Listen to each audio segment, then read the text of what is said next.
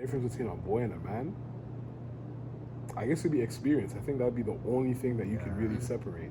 Because like people can say, oh well, a man knows how to treat blah blah blah, right? Or a man knows how to get this amount of money and blah blah. But you don't know how to do that if you're just born. You feel me? Like you learn how to do that through experience, through time, right? So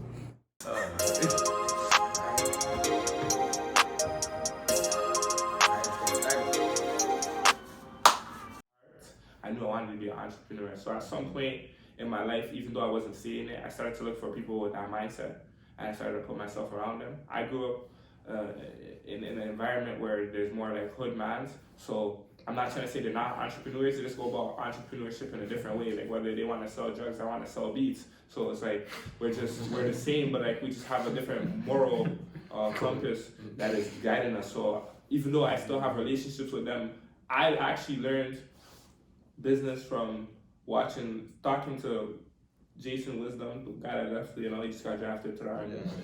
He started giving me certain books about business that I was like, oh shoot, now I can read about business, and I wasn't noticing that, right? But when I was around certain people in the streets, I was seeing how they did their network, how they had people pushing certain things for them, or selling certain things for them, or how they network with different plugs. And I was like, oh shoot, I could do this, but my own way, because I was in a position where even though I was doing certain things, God was calling me. So I was like, am I going to change my ways, or am I not going to change my ways? So I changed my ways. I still talk to those people. We have love for each other and everything, but I just had to surround myself with more Christians, I had to surround myself with more entrepreneurs. I had to surround myself with more creatives, even though I still have that love for the streets, because like I have friends that get locked up or they get shot, or people are dying, and you want to support them in some fashion. And just seeing what they're going through and being involved, and even though I'm not directly involved the way I used to, anything that they're involved in, I'm involved in, because it comes back. What goes around comes around, right? So just trying to figure out how can I motivate these guys to want to see, like, you can make money this way, you don't have to move like that. Or just like, I have this little change, brother, you can hold this, you can start up your own business. You want to do what? You want to do fashion? You want to make beats? You want to do that? I have resources. If it's not money directly I can give you, I can show you this person. Like, like the way I move is to help people, because I ain't going to be here forever. It's crazy. I'm only 22. I'm turning 23 in a few months, but it's like I ain't gonna be here forever. I want to leave something for the community to see and emulate. Like Nipsey Hussle, for example, he left something not as a whole bunch of people in the rap game or just in different aspects of the world, just trying to be more business minded, right? How they can work with a woman and start to collaborate. I was studying women just last night. I was studying like some of the wealthiest women. I seen Kylie Jenner, for example. She's the youngest like self-made billionaire. Right? Yeah. She owns 100% of her business. Crazy. But like if something crazy goes wrong, she takes 100% of the blame, right? And if her mental and her emotional is not in check, who's gonna run her business? She owns 100%. That's when she has to start selling shares and stuff like that. And sometimes when you get to a business at such a high level, just on your own, even though there might be people around her supporting her in some sort of fashion, she has her family or whatever, it's like, who's going to take over your business at some point when you leave, right? You pass it down to your kids. Are they business minded? I was looking at Rihanna, and she is Savage, Fenty, etc. She's a musician as well, so she does her thing. She has a partner that owns a certain percentage of her business. Her net worth has 600 million right now. She has like that group. I'm not trying to say Kylie Jenner doesn't have that group or nothing, but she has that support group around her. If she wants to do something else, business-wise, she knows that I'm successful with these people. We can go branch off into our next business endeavor, and we can multiply in this area, right? So when we talk and we do our business stuff, same thing when Wisdom was saying earlier, like, I get free studio sessions. You might get free studio sessions because of the business that we provide one another. Yeah. We just never said what he does for me, right? So even though he's not here, you don't know what he's doing for me. And even though I'm here, he's usually in the war right now. But, he can still network and tell the Iranian man to come. That's business. That's business. From anywhere you can do it. You know what I'm trying to say? You need an Iraqi beat, Iran beat, you need an American beat. Figure it out. Hard at me. But that's how I view business. Like when you have the people around you. Like he was saying in school, like I never struggled to try to fit in with people. I just let the pieces fit around me. I thought everybody kept it cool, kept it 100, stack, whatever you want to call it. But I just was myself. If they didn't feel me, it's true. If you felt me, let's get this money. In terms of my emotional, it's at 3. I don't get too high on myself. I don't get too low. I actually move on pretty quickly, like with successes. When I succeed in a certain area, it's like, yeah. Like, you know, I'm not trying to say I don't feel fulfilled or nothing. I just know that there's a certain goal that I'm trying to get to. I get my peace from Jesus Christ. I don't need to get, when I get to that $1 million, that's not going to give me peace. I'm trying to get that $1 million so that I can help give back to people. My peace is already that I've given back to people before the $1 million. I've been given when I never had, right? So that's where my peace is at. When I have more, then I have more to bless, right? So that my mental is 100% there, fully focused on the Lord and how I can just maneuver and grow each and every day. So, no cap. I can already tell what you guys are gonna say for this next question. Mentality, where you guys at 1 to 3 level. If some random stranger, your close friend came up to you and said, you're not going anywhere in life, your style is trash, you're ugly, your hair is trash. What kind of friend is that? Where are you mentality when it comes to that negative, pessimistic mindset? With that one, I'm my worst enemy. I've already flamed myself growing up. I've already like, oh, you're married, or you're not smart, or da. And to the point where it's like, I was like, are you stupid? Like, who are you talking to? Like, you know, when I look in the mirror and I see myself, I'm like, true. I know myself so much that you can't tell me what I can or can't do. You can't tell me who I am or nothing. Like, I just know. I look in the mirror and I see like a godly reflection. I'm like, yo, the purpose that God is giving me, that is where my focus is at. Like, there's nothing else that distracts me from anything. So now that I've humbled myself and I'm just focused on what the Lord has planned for me, what everyone else has to say doesn't matter. It's just so irrelevant that like I'm just so focused. Like I just read the word and I'm like, God says you're a provider. God says you're a healer. God says you're a miracle worker. God says you can ask me for anything. I'm like, yo, this word, that's the word still. That's the final word, like, right? Like there's nothing that I can say to myself or somebody can say to me that can overrule this word. This word's been here forever, right? God said, I am the beginning, the end. I am the word, right? So whatever he has to say for me, that's what I look into, and that's it, right? So that's why my mental is completely focused on the Lord, and I believe you can do anything through Christ who strengthens you, right? So that's the Philippians 4:13. So that's a full 3 then, 3 out of 3. You know what I'm saying? That's 3 out of 3. Yeah, like I completely second that. Like at this current point in my life right now, like, I just feel like there's something inside me, like it's kind of like, I don't want to call it like a void because that infers that like there's something missing, but like there's just like potential excellence. You feel me? Like there's just something inside that I know, like genuinely right now I feel like I can't die until that thing, whatever it is, has been outside, until it's been like tossed into the world and I fulfill my purpose. Like right now I feel like there's so much inside of me, like I'm so different than a lot of the people that I know, and like I just operate on a different wavelength. So if a man comes up and says, yo fam, you ain't this, you ain't that, like I honestly, like, I'll probably agree with him just to shut him up, to be honest. Like, yeah, you know me what? too. You're right still. Like, you know, honestly, I'm trying to get like you, fam. Why don't you teach me? Sit down and hear them talk about how they're going to become great and like this and that. But at the end of the day, like, at the end of the day, I just feel like I'm way too confident in who God made me to be to look at the next man's opinion and be like, oh yeah, maybe this guy's right. Like, I'm just way beyond that now. Maybe if you ask high school Josh, maybe like grade 10 Josh, you might have a different story. But like ever since like grade 12, like first year university, like it's just been high sea sailing right now. So guess you're breaking the scale again. Again, nah, like I'm a 3 still. You're stupid now. 25.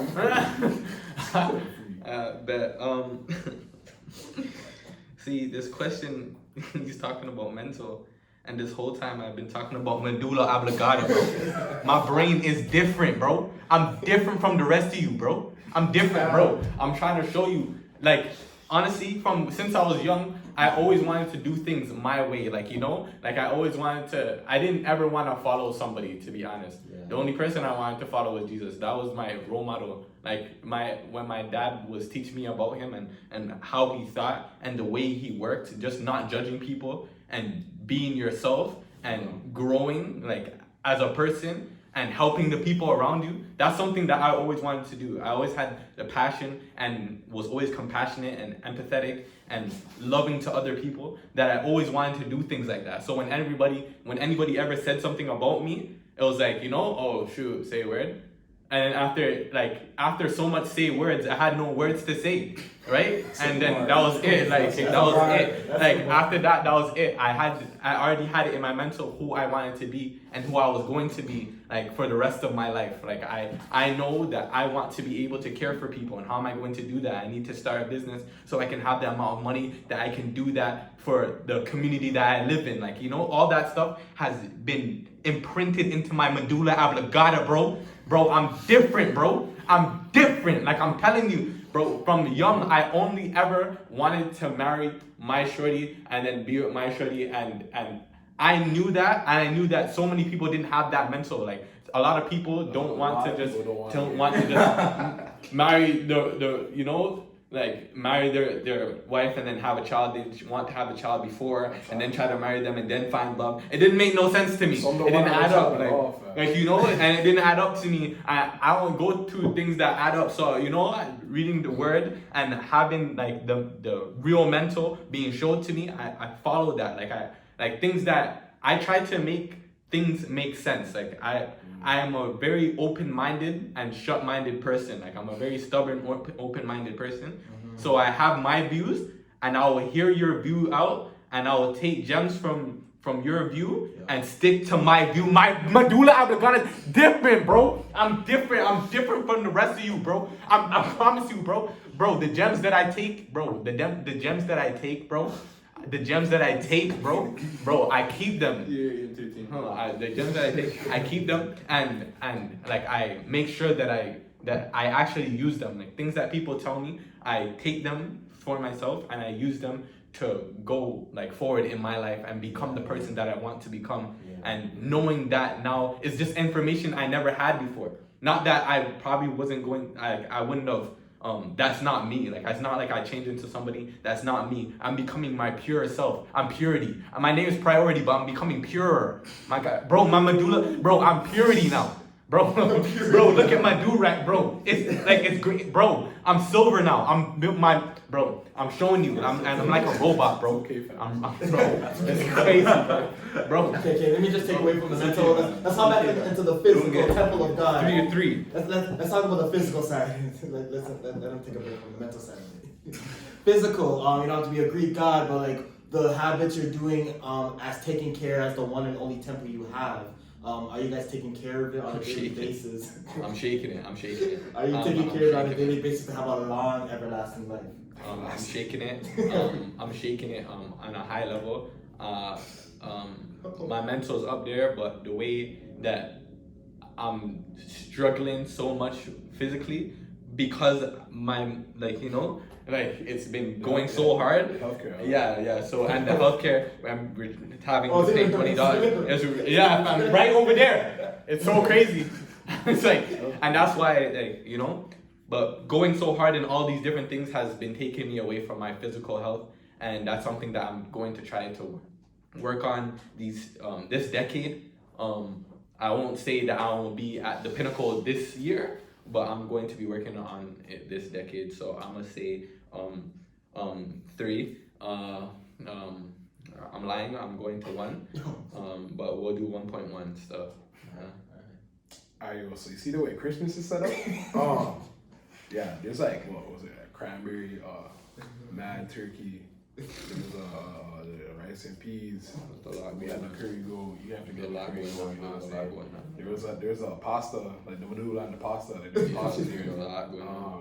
The coleslaw. I mean, yeah, there was lettuce, but like, you know what I mean? That's what you mean. Yeah, like all that being on the sorrel, and you put the red nephew. Oh my, bro. You didn't see the rum cake, fam. The rum cake. There's still rum cake, fam. There's still, yo. It's been like 2 weeks. Bro, there's like 3 big everlasting, yo. Everlasting. But yeah, at the end of the day, fam, not only are my pockets recovering from Christmas, but like I'm getting back there. But yeah, on a scale of 1 to 3, I'll give myself like a 4. That's pretty modest. I say I give myself a 4. King. Physical health 1 to 3, maybe I go with a 2.2. Why? Physically, I just wanna like sleep is for the weak, bro. I'm not gonna like. Yo. You know what's something that frustrates me? What frustrates you? When people are up at like 6 in the morning grinding. Yo, honestly, I talk to people. My grind is just a little different. Sometimes, like, bro, I didn't go to sleep today till like 8 in the morning, and then I got up at like 12. You know what I'm saying? 4 hours of sleep. But people be like, yo, fam, you're not grinding. I'm like, bro. When you were sleeping, I was grinding. Sleep for a week. I was just different. Sorry, I'm lacking this from. Alright. At least you said sorry. Alright, cool. Sleep is for the weekly, you know. Our grind is just different. I need to balance it though, like know like what days when to sleep that 4 hours. Like, you know, sometimes I can go to sleep at 8 in the morning, but sometimes I have to just humble myself, touch out 4 a.m. sleep, and then wake up at 8 and go do what I have to do in the morning. You know, food wise, 4 hours. huh? Isn't that? Yeah, but it's I'm talking about like when to do it so that I can execute certain things at certain times. Like, you know, I can't if I have something to do at 10 in the morning, I can't go to sleep at 8. Yeah. So. That being said, with food and stuff, me and Pierre live together. Pierre really live together because the man's Pierre now.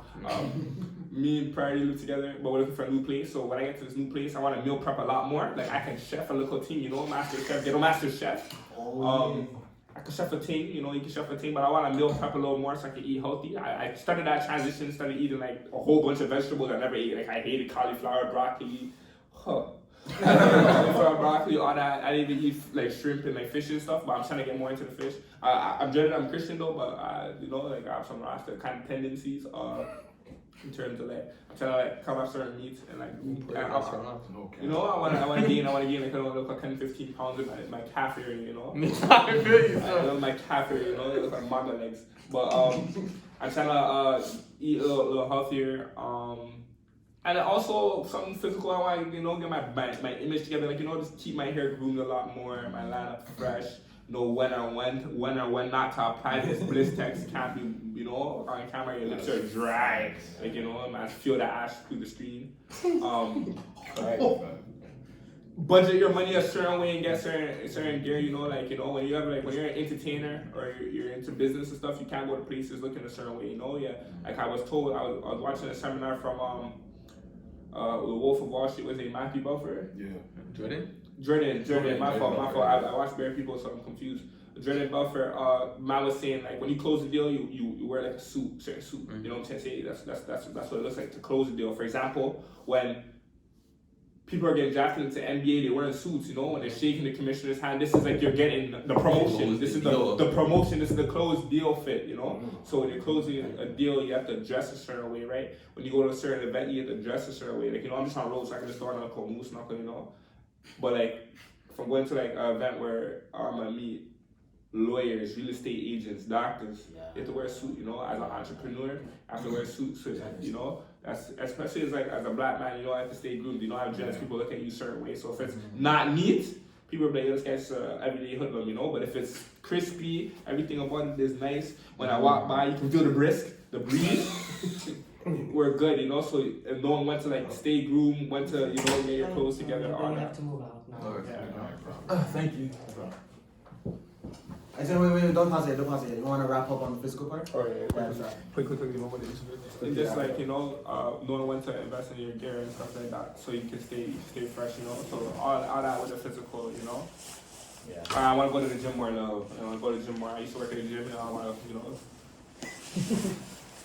But it's true though. It's not just all about like your body image, but it's about like your physical image, taking care of your skin, your hair, all of that stuff, because you're presenting. Oh yeah, yourself. I got the routine. When you listen, you glisten, fam. You get it? Get your health together. Health is wealth. Yeah. Let the people know why we had to go to a third location. Yeah, they're trying to draft us to the Iranian. At this point. The devil is persistent, but so persistent. But we're different, bro. Bro, we're so different, bro. Bro, this is our third The location, bro. the vision is in the mind. You feel me? Completely different from the rest, bro. You could do all things. Like, just because they say no doesn't mean it's no sometimes. But like, Yo, but when the devil says no, fam, Jesus says yes. Yeah, so it's like, Speaking of- cancel that. Speaking of Jesus and the vision, let's talk about the spiritual, the last aspect of life.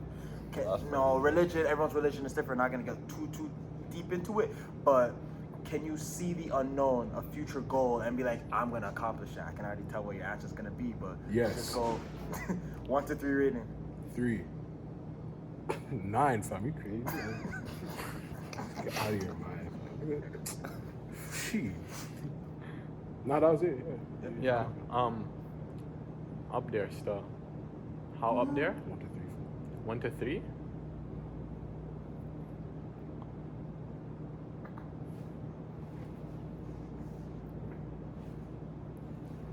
Figure out. I don't want to watch.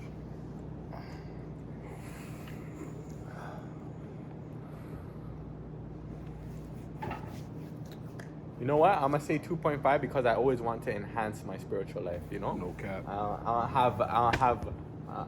I'm not self-righteous in the sense where I just think, I'm already there. I have everything. I'm trying to get there.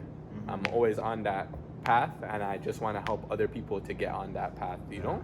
Yeah. So, 2.5. Okay, what were the options? 1 to 3 rating. Where do you see yourself conquering the unknown?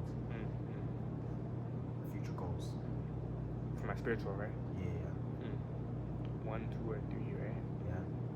Three's max. 1, 2, and 3. That's a new number scheme.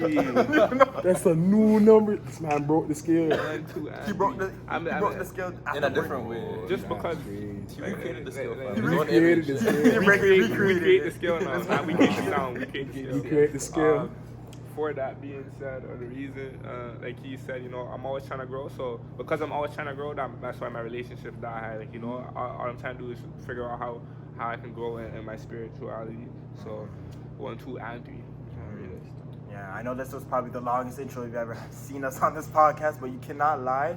For the past hour, you guys, these 4. I know. You thought this was. It's been an hour. I like crazy. But you cannot lie. These 4 men, well, before Jason, Got drafted. Got drafted. yeah, they've been dropping knowledge after knowledge after knowledge. So now let's The get bombs in. that are dropping on Jason. Okay, That's just- like, Wow. So let's get into the topic of today's podcast, which is how to be a man. What does it mean to be a man in today's society? So Tevin, take it away. okay, to get these questions, what we did was we set out a bunch of random questions to random people, asking them to like order it from a scale of 1 to 10. This is the best 10 based on all the votes. First question: what is the difference between a boy and a man? That's the Like you first say, question. and a. As A opposed to boy what, fam? and a man. It's like All right. grammatically. Sorry. It is grammatically. Me? Yes. I thought you were the boy and the man. All of you, I above still. What's the difference between a boy and a man? I guess it'd be experience. I think that'd be the only thing that you can really separate. Yeah. Because like people can say, oh well, a man knows how to treat blah blah blah, right? Or a man knows how to get this amount of money and blah blah. But you don't know how to do that if you're just born. You feel me? Like you learn how to do that through experience, through time, right? So I think like at a certain age, because like if you look at it like even from a historic standpoint, right? If you look at like the Spartans, or if you look at like even like in Jewish tradition, like it's ancient. You know what I mean? Like a 12-year-old boy back then had more experience than a 12-year-old boy right now. Facts. So For they were sure. seen as a man Facts. at earlier times back, and plus like the age, the life expectancy was far shorter. So the definition of man back then extended far beyond like your typical 18 or 21-year-old, like whatever standardized number you want to use. You feel me? So I think it's like a certain level of life experience that really separates the boys from the men, so to speak. Yeah. And then from that life experience, that's when you start to see more factors that branch out from life experiences. Is you start to see like maturity level, you start to see like a certain amount of income, you start to see certain behavioral patterns that quote unquote men have, and that all comes from those experiences. And if a man hasn't gone through a certain number of experiences or has gone through the wrong experiences, it could inhibit his development into manhood, for example. So a man should be able to know how to like think logically, and like a man should be able to like, you know, decipher right from wrong using his mental capacity, not being too overly like emotional in that regard, because that could lead to like toxic masculinity, where you're like trying to overcompensate for the fact that you don't really know what you're doing. You're lashing out like a toddler. That's like what a boy would do. You feel me? So yeah, like there's certain things that come with time, certain things that come with experience that will lead you into adulthood and lead you into manhood, I would say. I would say that it has to do with being able to lead. Like you have to get to a point in your life where you're at a stage where you have to now teach someone else how to get to where you're at. A lot of us as adults, and when we get older and become men, so to speak, we refuse to teach the kids and the younger ones how to be where we're at and pass it. Like a lot of parents tend to keep their kids from things like how to party or how to have safe sex, how to talk to women, how to treat a woman right, how to be a businessman, how to care for somebody other than yourself. Like, you know, all those things are not taught by a lot of parents because I can't teach them this, and I don't want them to see this so early in their life. But then now when they grow up, now they don't know how to treat nobody. All of a sudden, now they're with their wife, right? And they're beating them now. That's on you, bro.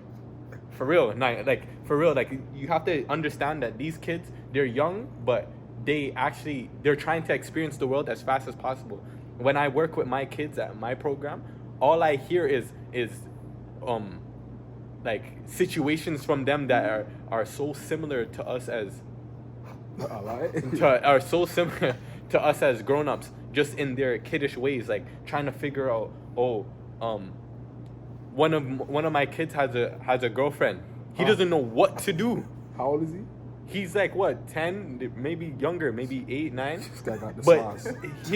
him and he's trying to figure out how to treat her. He comes to ask me how to treat her. And like in my head it's like, you come to ask me because you actually can't get that information from your own parent. That's crazy. And that's the truth about it. That's the actual facts about it. And regardless of if we want to tell the kid, oh, you shouldn't be looking at those feelings at such a small age, to them, it's not like the feeling's gonna just go away because you said something cool. Oh, like, you know, oh yeah, you know, you're not supposed to feel that, so I'm just not. Right. Yeah, dude. Oh, that's righteous, dude. Man, they're not going to just stop the feelings that they have on the inside. So being able to lead them to find out how to do it properly or to the best of your ability. Like, I'm not saying that you know how to do everything, because none of us know how to completely maneuver throughout the world properly, but you know how to maneuver at a better rate than they do, right? You know right from wrong more than they do because you had, like Josh said, the experiences, and now you're upgrading your maturity, right? So you should be able to teach them and lead them to a point where it's better than where they were before. You know, they're just trying to improve at those young ages, 10, 8, 9, or even like 13, 14, in high school. We're all just trying to improve. We don't know the answers. We're not at that level. We haven't had the experiences, the maturity. We're not at that level. So being able to teach, showing someone else how to be better, being themselves, how to go about people just ridiculing you, how to maneuver in life around those things, being able to upgrade yourself and stay firm in your beliefs. People don't know how to do that, and especially as kids. So I feel like being a man is finally getting to that stage where you're learning now that you have to start doing that for others, for the younger ones, for the people of the next generation, your community, and so forth. Oh, wait, and let me amend what I said before. Not so much experience, but more so wisdom. Because you can have experience, but still keep doing the same things over and over again. Wisdom is when you learn from those experiences. So I'll switch that and say the real thing that separates boys from men is wisdom. Okay, I think what separates boys from men is R&B, and number 2, boys 2 men, you know, the number 2 and R&B. If any person gets that joke, I feel you still. If you don't get it, you're not old enough. You're not old enough if you don't get it. You're still a boy. Nah, Still. not old enough. You're still a boy. Still. There's a R&B group called Boys to Men. You're a man now. So the number 2 is I'm the a man now? difference. Yeah, you get it. Yeah, some facts. What I think separates a boy and a man, emotional stability and the way you respond to things is one aspect. The reason for it is like a boy will fold under pressure. Well, pressure bursts pipes. A man will study that pipe and learn how to repair it, right? So how you respond in this situation is very important. When you're a kid, you throw temper tantrums when you don't get things your way. When you're a man, you kind of like have to compromise and understand how you can get that, even though you can't get it this way, right? So the way you just respond to it is it. And also, what separates a boy and a man is time. Like when you're a boy, you're like 4, 5, 10, 20. When you're a man, you're like, you could be 20, you could be 18. Some people mature at different rates. You can be 40, right? It says like a man doesn't hit his true mental prime until he's like 40, right? I'm in a position, or I was in a position in my life where I was like about like 15, 16, and teachers would tell me, even though I class clown-ish type act, because, you know, funny, entertainer, and like sometimes class was boring, so you just have to get lit. Even though I never truly experienced boredom, you know, it's like, you know, I just have to throw that out there. But teachers would tell me I'm more mature than the average person, but it was only because of what I was experiencing, like what Josh said, like death in my family, or just like not having like a father in my life. So I had to do certain things other people didn't have to do. Like I had to watch my siblings a certain way when my parents or my mom was at work, right? I had to, if something went wrong, like, you know, you're to blame. Like when my older brother passed away, it's like I went from being the second oldest to I'm the oldest, like, right? That transition had to be made, even if it's not something that you want, right? So you just have to learn how to adjust in the situation. How you deal with things that are being thrown to you, like things like storm, like sometimes you're not even prepared, like sometimes you just go outside and it just rains, you know?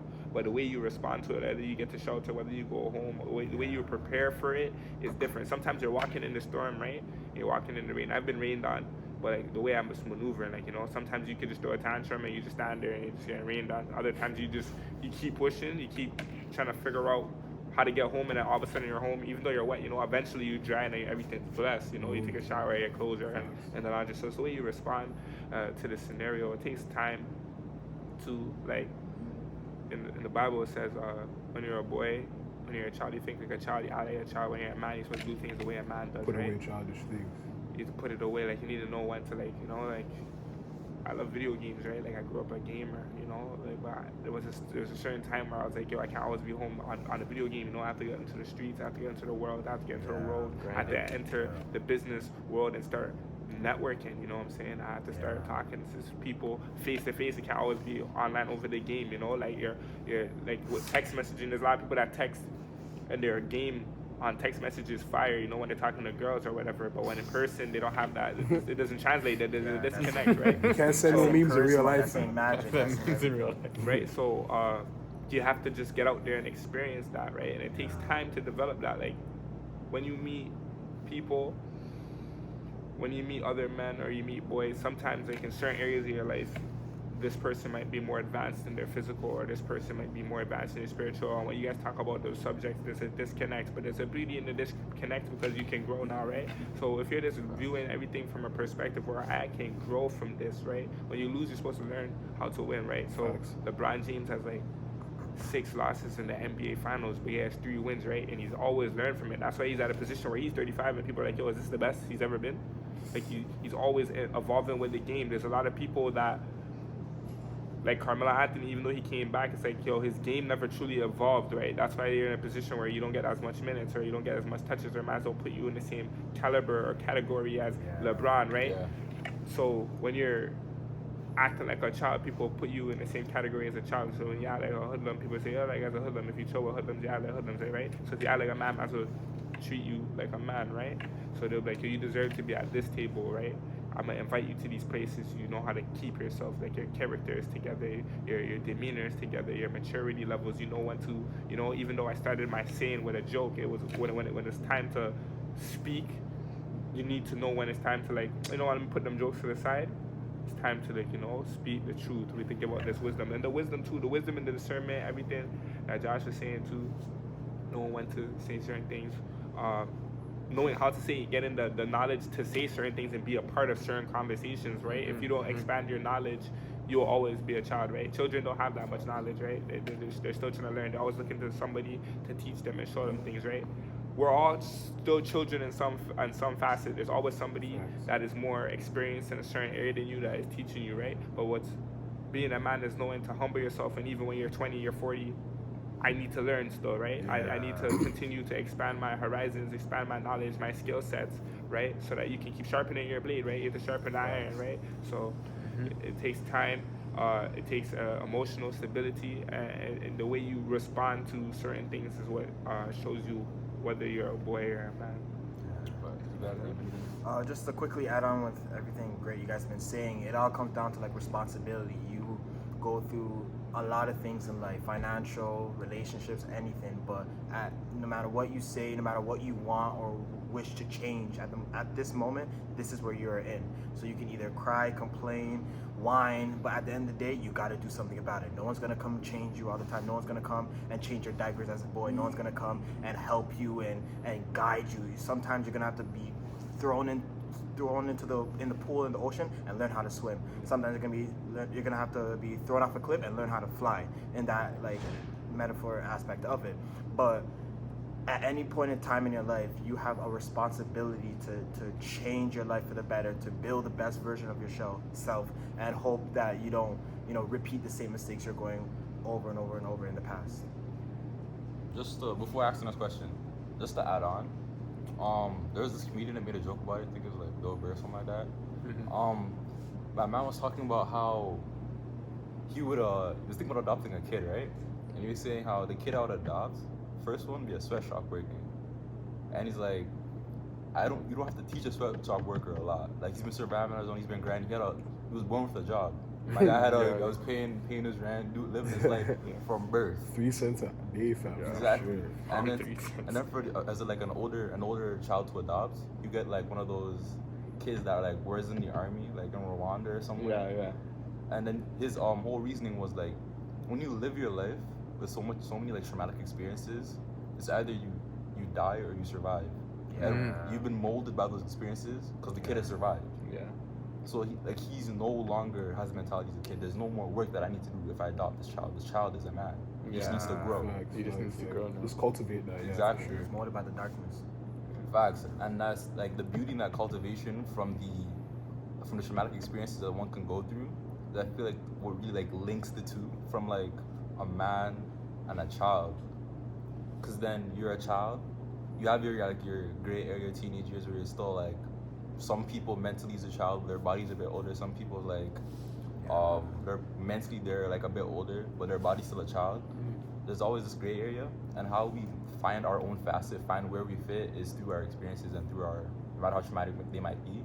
Just making sure that they like fit or match what we want ourselves to become, which is a man in this case. So it's pretty similar. The next question is pretty similar to like what I just asked. It's like, how do you become a man of value? You guys can define value, like however you want to define it, before you like say how you become a man of value. Oh, just how do you become a man of value? Yeah. I thought that was gonna be something else. How do you become a man of value? I guess like another term for that would be like a high value male. Yeah.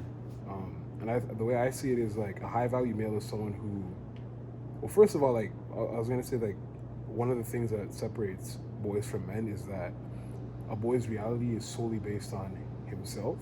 Like if you look at a child, like the way a child views the world is solely in their relationship to it. Yeah. Right. So like a child is absorbing all the information around it. What can I eat? What can I not eat? Is this thing gonna kill me? Like is this thing hot? Is this thing cold? Like they just learn based on like what's immediately around them. But I think the older you grow and the more experiences you've gained, you realize that there's a world outside of your own consciousness. And I think that's one of the things that separates a boy from a man. And so I think a high value male is aware that as time increases, as time goes on and he gets older, his time becomes more valuable naturally. So it's the way, well, in two ways. The first way is that the more time goes on is the less time you have. Time is probably the most precious commodity other than your soul that one can possess, right? So they realized that, okay, the amount of time, the worth of time that I had when I was 10 years old is, say, 10 times more valuable now that I'm 20, 21 years old now. Only because I can't get those 10 years back, first of all. And then second of all, I'm 10 years or so closer to my death date, whatever that date is, right? So you realize that, okay, my time is beginning to expire. I have to get certain things done. My biological clock is ticking, telling me that I have to leave something either for my child or something for the community that I was in order for humanity to continue to develop and become better. So that's on that aspect. And then on the other aspect, a man's time becomes more valuable, not only because he's getting older and getting closer to death and has time that he's already used up, but his time gets more expensive because, well, if I'm a man of high value, so to speak, I'm a high value male, I can't be wasting my time doing any and anything because I understand the value of my time, right? So if I link myself to my time, then I could realize, okay, like, I can't, again, don't get it twisted. Volunteer work is good and all that stuff. Like, you have to be able to pour back in your community in some ways that don't necessarily, because, again, there are things in this life that are definitely more valuable than money, right? So, like, your time is also valuable too. But you have to realize that you have to get compensated for your time in order for you to have something tangible to leave for either bigger projects in some cases that can affect even more people than the volunteer work you're doing right now, or it could be for your family, for a rainy day. Like, you never know what may happen, so you have to have a certain amount of acumen that comes through like the time and putting a dollar sign on your time. So how do you become a high value male? I think it's just, or a man of high value, I think you realize that there's a world outside of the one that you've devised in your head. The way that people see you, you shouldn't care what people think, but you should be aware that the way people think about you will either bar you from getting certain things that could increase you or allow you to increase even more. So you don't have to care necessarily, but just be aware that people's opinions do matter, in the sense that if you want to be, again, going back to human capital, if you want to be able to do certain things, if you want to be able to affect certain changes, you have to know a certain amount of people, and their opinions of you are going to go hand in hand with what you want to do in this life, because no man is an island. So, like, if you want to get like a wristwatch, you know what I'm saying? Like, there's going to be somebody working in a store that's going to sell you the watch, right? Whether it be even on Amazon, there have to be people in there that are like running to go get the packages, sweating, like dying on the floor and all that kind of stuff. But at the end of the day, you still get your watch for a good deal, you know, Amazon Prime shipping. But saying this to say that you have to realize, to become a high value male or a man of high value, whatever you want to call it, you realize that you're already a man of high value. It's just that you have to make other people see that too. That's what I think. That's really what it is. Like, you're already a high value male, especially like as you're getting older. Like, technically speaking, Barack Obama's time is more value than mine is, right? Just because, number one, he's older, so he literally doesn't have as much time on the planet as I would if all things being equal and all that, right? He literally doesn't have as much time on the planet as I do, so his time is more valuable. But then number two, the changes that he's making and the things that he's doing with that time creates more networks of people to thrive in, right? So to speak. He's bigger than I am. His brand is bigger than I am. That comes with time, right? So that's how you become a high value male. He's realized that his time is precious, so he's done things with his time to make it even more precious. You feel me? Time and money go like hand in hand, almost like Einstein's theory of relativity. Space and time is linked, so it's time and money. It's all.